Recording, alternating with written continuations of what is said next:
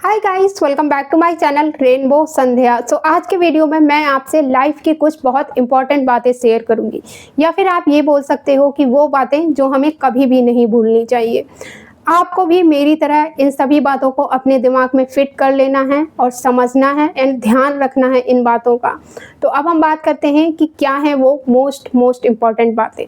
सबसे पहली बात, मैं अपनी लाइफ में अच्छे, प्यार भरे और सेफ रिश्ते डिज़र्व करता हूँ या फिर करती हूँ, क्योंकि मैं खुद अच्छा हूँ, मैं लविंग हूँ, मैं खुद पोलाइट हूँ, मैं खुद हमेशा खुश रहता हूँ, मैं कभी किसी के साथ गलत नहीं करता, मैं कभी किसी के लिए गलत नहीं सोचता। इसलिए मैं अपनी लाइफ में good, loving, safe and secure रिश्ते डिज़र्व करता हूँ। क्योंकि क्या होता है ना कि अगर हमारा कोई रिश्ता अच्छा नहीं है तो हम दूसरों की बातों को इतना जल्दी अपने ऊपर ले लेते हैं कि हम खुद पे ही शक करने लगते हैं कि मुझ में ही बुराइयां हैं, मुझ में ही कमियां हैं, मैं ही गलत हूँ, मुझे ही रिश्ते निभाने नहीं आते, मैं ही ये रिश्ता नहीं निभा पा रहा हूँ, मुझसे ही रिश्ते नहीं संभलते हैं। यही नेगेटिव थॉट आप सोचते रहते हैं और यही नेगेटिव फीलिंग आप फील करते रहते हैं। तो फिर यही आपका पैटर्न बनता चला जाता है।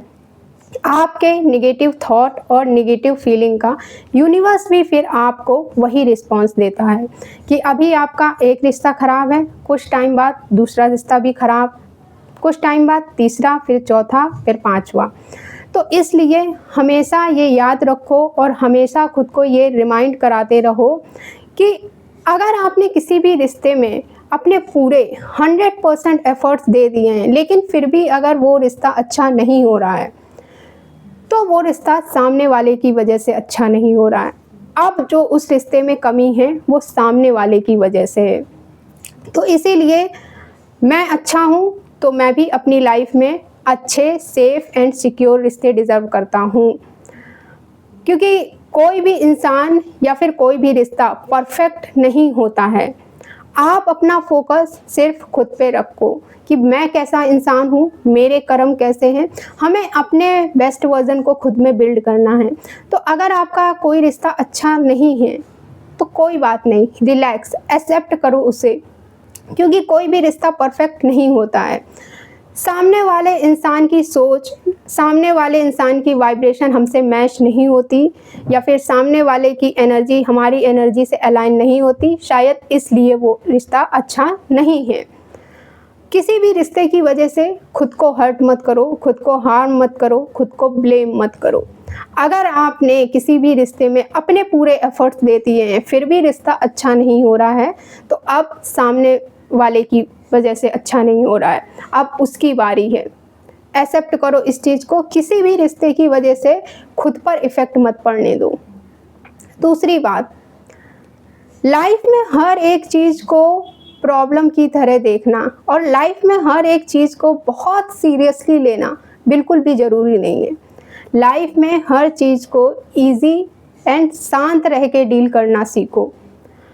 अपने हिस्से का काम करो, मतलब जो भी आपके हाथ में है, बाकी सब भगवान पे छोड़ दो, यूनिवर्स को लेट गो कर दो सब कुछ। लाइफ में कुछ चीज़ों को इग्नोर करना सीखो। जैसे जो भी चीज़ें आपको पसंद नहीं है, just ignore them. For example, जैसे किसी इंसान की कोई आदत आपको अच्छी नहीं लगती है, तो वो आदत वो जो इंसान है वो बहुत सालों से करता आ रहा है। आपके बोलने या ना बोलने से उससे कोई फ़र्क नहीं पड़ेगा जब तक वो खुद अपनी उस आदत को चेंज करना नहीं चाहेगा। तो इसलिए इग्नोर, उसकी इस हैबिट को इग्नोर करो। या फिर मान लो आपको किसी इंसान से ही प्रॉब्लम है, कोई इंसान ही आपको पसंद नहीं है, तो वो उसका नेचर है और वो सालों से उसका नेचर है, और जब तक वो खुद नहीं चाहेगा अपने नेचर को चेंज करना, आप कुछ भी कर लो, कितना भी बोल लो, नहीं होगा उसका नेचर चेंज, ना ही उसकी हैबिट चेंज होगी। सो इग्नोर करो उस चीज़ को। ये तो हुई दूसरों की बात। अब हम बात करते हैं खुद की। जैसे आपने कोई एग्ज़ाम दिया, पूरी अच्छे से पढ़ाई की थी आपने सब कुछ, लेकिन एग्ज़ाम नहीं क्लियर हुआ, या फिर आप किसी जॉब के लिए बहुत टाइम से ट्राई कर रहे हो बट नहीं वो जॉब आपको मिल पा रही है। तो आपने अपनी तरफ से तो पूरे एफर्ट्स दिए, अब बाकी की चीज़ें तो आपके हाथ में नहीं है ना। तो इग्नोर कर दो उस चीज़ को, उसके एकदम पीछे मत पड़ जाओ कि शायद इससे अच्छा मेरे लिए कुछ और है। ये मत करने लग जाओ कि वो मेरे बारे में ऐसा क्यों बोल रहा है, उसने मुझे ऐसा बोला, वो मुझसे इतना गुस्सा क्यों रहता है। आप ना तो लोगों की हैबिट को और ना लोगों को चेंज कर सकते हो, सो लोगों को इग्नोर करो। दूसरी बात, खुद के लिए भी ऐसा मत सोचो कि मैं एग्ज़ाम में फ़ेल हो जाऊंगा या फ़ेल हो गया तो अब क्या होगा, मेरे फ्यूचर का क्या होगा, मेरी शादी कैसे होगी, मेरे पास पैसे कैसे आएंगे। मत सोचो इतना। जिस दिन आप सिर्फ ये सोच लोगे ना कि मैं बस अपने हिस्से का काम कर रहा हूँ, बाकी सब मैंने लेट गो कर दिया, भगवान पे छोड़ दिया, ट्रस्ट मी, आपके सामने ना दूसरे रास्ते आपको सामने से दिखेंगे। कोई चीज़ जिसके लिए आप बहुत एफर्ट्स लगा रहे हो वो आपको नहीं मिल रही है, दूसरा तीसरा रास्ता आपके सामने होगा। सो इसलिए इस दूसरी बात को याद रखो, लाइफ में इजी रहना सीखो, लाइफ में खुश रहना सीखो, लाइफ को एंजॉय करना सीखो। बहुत ज़्यादा टू सीरियसली मत लो लाइफ को। तीसरी बात, देखो आप ना दूसरों की प्रॉब्लम को ना तो ठीक से समझ सकते हो और ना ही पूरी तरीके से ठीक कर सकते हो उनकी प्रॉब्लम को। आप सिर्फ उन्हें गाइड कर सकते हो एज अ मेंटोर, आप सिर्फ उन्हें सपोर्ट कर सकते हो एज अ ह्यूमन बीइंग। जैसे कोई इंसान बीमार है तो आप उसकी केयर कर सकते हो, कोई इंसान परेशान है तो आप उसको समझा सकते हो, कोई इंसान दुखी है तो आप उसको कंसोल कर सकते हो, आप संभाल सकते हो उसे। लेकिन आप किसी की भी प्रॉब्लम को उसके दिमाग में घुस के, उसके दिल में घुस के समझ नहीं सकते हो, क्योंकि सबकी सोच अलग है, सबकी एनर्जी अलग है और सबकी लाइफ में टाइम अलग है हर एक चीज़ को समझने का। जिस वक्त का टाइम है कि उसको इस वक्त पे ये चीज़ समझ में आएगी, वो तभी समझेगा। आप कितना भी समझा लो, कितना भी बोल लो, वो नहीं समझेगा। और आपको नहीं पता है कि सामने वाला इंसान क्या सोच रहा है, उसकी क्या सोच है, वो अपनी प्रॉब्लम को कैसे डील करने की कोशिश करने की सोच रहा है। तो किसी की भी प्रॉब्लम को अपने ऊपर मत लो, किसी की प्रॉब्लम को, दूसरों की प्रॉब्लम को सॉल्व करने का बीड़ा खुद पे मत उठाओ कि अब मैं इसकी प्रॉब्लम को सॉल्व करूँगा, अब इसकी प्रॉब्लम मेरी प्रॉब्लम है, वरना आप लाइफ में बहुत बुरा फंसोगे। और ये मैं इसलिए बोल रही हूँ क्योंकि ये मेरे साथ हो चुका है, मैं फंस चुकी हूँ। अपने स्टार्टिंग के 2-3 वीडियोस में मैंने आपसे ये बात शेयर की है कि पूरा इंसिडेंट क्या हुआ था मेरी एक फ्रेंड के साथ। तो इसलिए मैं बोल रही हूँ कि किसी की भी प्रॉब्लम को अपनी प्रॉब्लम मत समझो कि ये मेरी प्रॉब्लम है। हाँ, आप उसे गाइड कर सकते हो, आप उसे समझा सकते हो, आप उसे कंसोल कर सकते हो। चौथी बात, अपनी बाउंड्री सेट करो। जो भी बाउंड्रीज हमने अपनी पर्सनालिटी के लिए बनाई हैं, जिसमें ये मैटर करता है कि हम किन चीज़ों के लिए हाँ बोलते हैं और किन चीज़ों के लिए हमारी ना है, किन चीज़ों में हम कंफर्टेबल हैं और किन चीज़ों में नहीं। मजाक करने की लिमिट हमारे लिए क्या है, कितना हम सफ़र कर सकते हैं और कितना नहीं, बर्दाश्त करने की हद हमारे लिए क्या है, हमारी पसंद नापसंद क्या है, हमारा सोचने का तरीका क्या है, हमारा लोगों को, दुनिया को, चीज़ों को देखने का तरीका क्या है।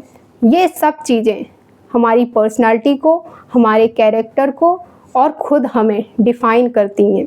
ये जो लिमिटेशंस बनाई हैं मैंने, मतलब या आप इसको ये भी बोल सकते हो लक्ष्मण रेखा, मतलब कि हर एक चीज़ के लिए मैंने ये एक लाइन ड्रॉ की है, अब इसके आगे नहीं। अपने हर रिश्ते के लिए मेरी लिमिट यहाँ तक रखी है मैंने।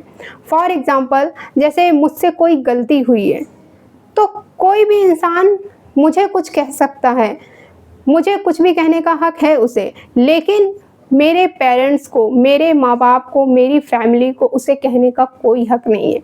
ये मेरी लिमिट है कि मुझसे गलती हुई है तो मुझे कुछ भी बोलो, मुझे कुछ भी आप कह सकते हो, लेकिन मेरी फैमिली तक, मेरे पेरेंट्स तक कोई नहीं जा सकता। ये मेरी लिमिट है।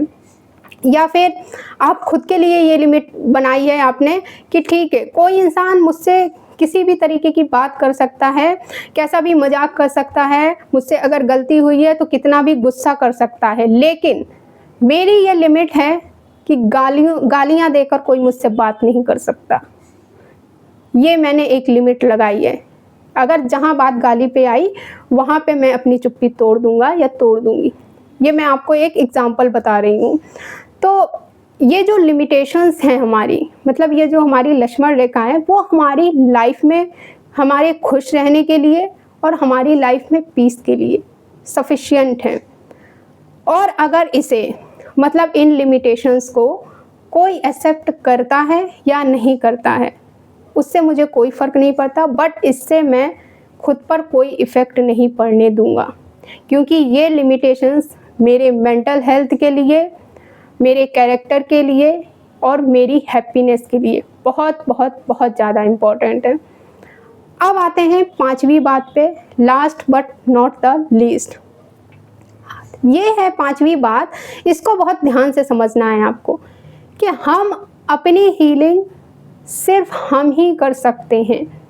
हम क्या करते हैं कि किसी और का वेट करते रहते हैं कि मेरी लाइफ में ये प्रॉब्लम है, मम्मी पापा आके सॉल्व कर देंगे या दादा दादी आके सॉल्व कर देंगे या फिर बाहर से कोई अंकल या आंटी आके सॉल्व कर देंगे। और अगर इनमें से कोई भी नहीं आया तो फिर कोई गुरुजी, पंडित जी या फिर कोई एस्ट्रोलॉजर, कोई तांत्रिक आके ठीक कर देगा, मेरी हेल्प कर देगा, मुझे मेरी प्रॉब्लम का सॉल्यूशन दे देगा। और अगर इनमें से कुछ भी नहीं हुआ तो मैं व्रत रखूँगी, मैं ये हवन करूँगी, तो भगवान खुद आके मेरी हेल्प करेंगे। भगवान जी खुद प्रकट होके, यूनिवर्स खुद आके मुझे मेरी प्रॉब्लम का सॉल्यूशन बताएंगे। तो माय डियर फ्रेंड्स, ये आपकी बहुत बहुत बहुत बड़ी गलतफहमी है, क्योंकि भगवान ने आपके लिए पहले ही एक नियम बना दिया है। कौन सा नियम? कर्मों का नियम, कर्मा का, कि आप जैसा कर्म करते जाओगे वही आपकी लाइफ में होता जाएगा। तो अच्छे कर्म करते जाओ तो रिज़ल्ट भी आपको वैसा ही अच्छा ही मिलता जाएगा। तो इसलिए भगवान ने हमें पहले ही हमारे हाथ में सब कुछ दे रखा है। भगवान ने हमें पहले ही बता दिया है कि बेटा, अपनी ज़िंदगी की कहानी तुम खुद ही लिखो, खुद ही बनाओ। तुम्हारी जो ज़िंदगी की कहानी है ना, उसके जो राइटर हो वो तुम ही हो। कि आप क्या सोचते हो, आप क्या फील करते हो, क्या महसूस करते हो, आप क्या बोलते हो, आप कैसे कर्म करते हो, आप चीज़ों को कैसे देखते हो, आपका लाइफ को डील करने का क्या तरीका है, कैसे डील करते हो आप सिचुएशंस को, लाइफ को। इन सब चीज़ों की वजह से आप अपनी लाइफ की कहानी लिख रहे हो। भगवान ने तो हमें पूरा बेड़ा हम पे ही डाल रखा है कि तुम जिस तरीके से अपनी कहानी लिखना चाहते हो, बनाना चाहते हो, लिखो और बनाओ। तो इसलिए अपनी हीलिंग सिर्फ हम ही कर सकते हैं, कोई और आके नहीं कर सकता है, कोई हमारी प्रॉब्लम को सॉल्व नहीं कर सकता है। अब मैं इसको ना एग्जाम्पल से एक्सप्लेन करती हूँ, आपको बहुत अच्छे से समझ में आएगा। जैसे मैंने क्या देखा है ना, कि जैसे कोई तीर्थ यात्रा करने जाता है, मान लो कोई जैसे केदारनाथ जा रहा है या वैष्णो देवी जा रहा है या कहीं पे भी, तो जैसे कोई आपका फ्रेंड जा रहा है या फिर मान लो कोई रिलेटिव जा रहा है या फिर कोई फैमिली मेम्बर ही जा रहा है आपका, सोचूं, तो लोग क्या करते हैं, लोग बोलते हैं कि ये लो, ये पैसे हैं, मेरी तरफ से तुम प्रसाद चढ़ा देना।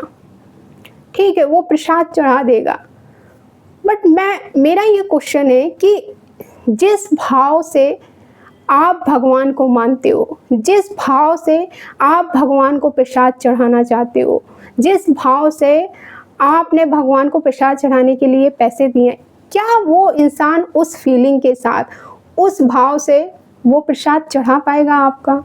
नहीं ना, क्योंकि वो आपकी फीलिंग्स हैं, वो आपका भाव है।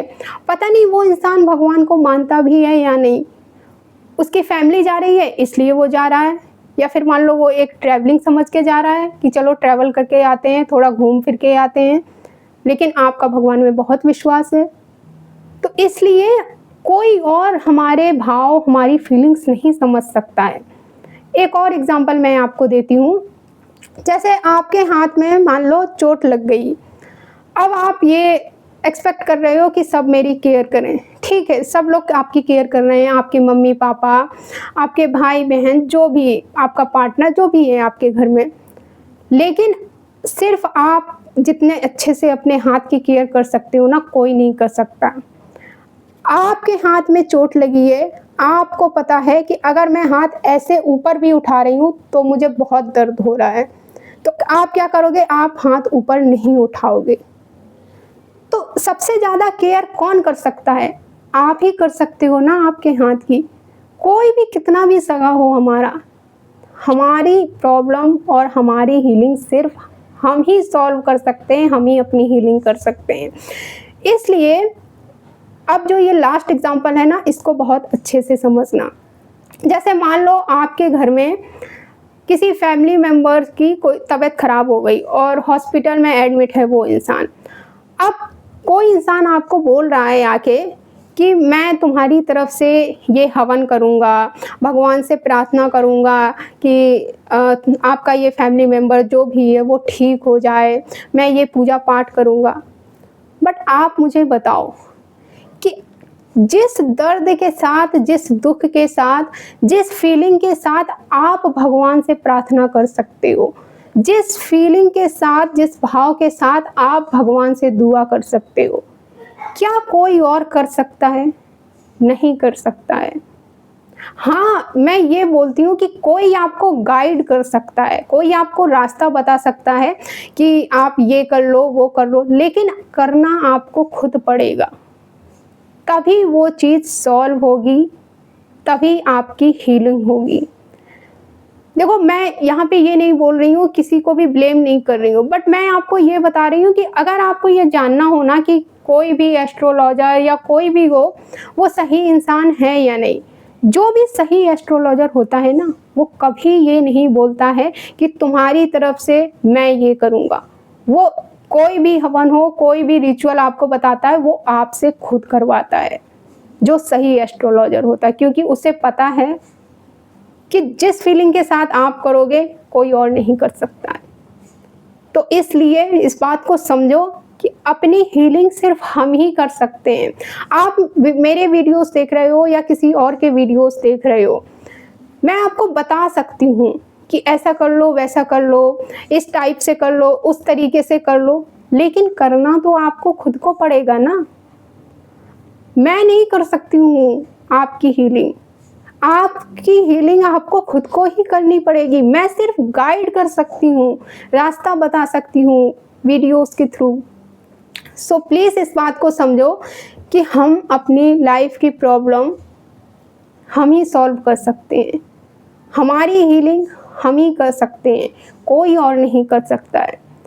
सो आई होप आपको ये 5 बातें ज़रूर समझ में आई होंगी, एंड ट्रस्ट मी, अगर आपने लाइफ में इन 5 बातों को गांठ बांध लिया, आपकी लाइफ बहुत इजी हो जाएगी। एक बार मैं फिर से रिपीट कर देती हूँ। पहली चीज़ है कि मैं अच्छा इंसान हूँ, तो मैं खुद अपनी लाइफ में अच्छे और सिक्योर रिश्ते डिज़र्व करता हूँ। दूसरी बात है, दूसरों की प्रॉब्लम को अपनी प्रॉब्लम नहीं समझना है आपको। आप गाइड कर सकते हो बस, समझा सकते हो बस। तीसरी प्रॉब्लम है, लाइफ में हर एक चीज़ को सीरियसली नहीं लेना है, प्रॉब्लम की तरह नहीं देखना है हर एक चीज़ को। चौथी बात है, अपनी बाउंड्रीज सेट करनी है हर एक चीज़ के लिए, हर एक रिश्ते के लिए। पांचवी बात, मोस्ट इम्पॉर्टेंट बात, अपनी हीलिंग हम खुद ही कर सकते हैं, अपनी प्रॉब्लम हम खुद ही सॉल्व कर सकते हैं, कोई और दूसरा नहीं कर सकता, फिर वो चाहे हमारा कोई भी कितना ही क्लोज वन क्यों ना हो। सो मिलते हैं हम फिर नेक्स्ट वीडियो में। Thank you for watching this video. Take care, bye bye.